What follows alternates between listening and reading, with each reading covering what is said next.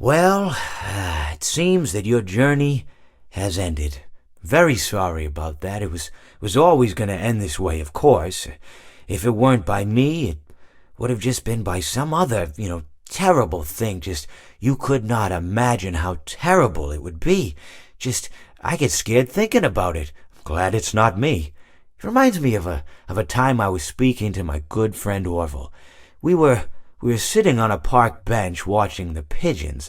I was on the left, he was on the... Oh, wait, was I on the right or left? Anyways, it doesn't matter. We were sitting on there watching the pigeons.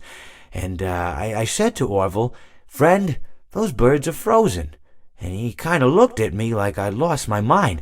But I reminded him that it was winter, and often birds will sit in a tree until they freeze.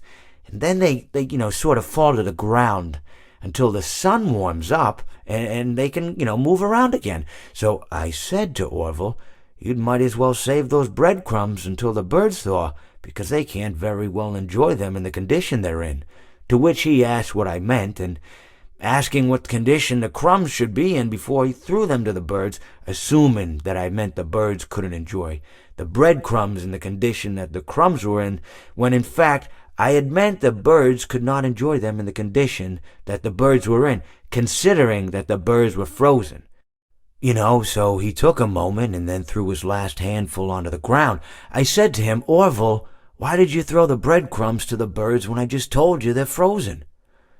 To which he responded, "The breadcrumbs are not frozen." Again, misunderstanding my words. I didn't mean to say that the breadcrumbs were frozen when I said I told you they're frozen. I'd been referring to the birds. In hindsight, what I should have said was, and this would make perfect sense, "Why did you throw the breadcrumbs to the birds when the birds are frozen?" He misunderstood upon my correction, stating that he didn't know what else to do with the breadcrumbs, and that perhaps, when the birds thawed, they'd still be able to eat the crumbs. So I said to Orville, and this is what I said to him, I said, "Orville, the birds may be dead,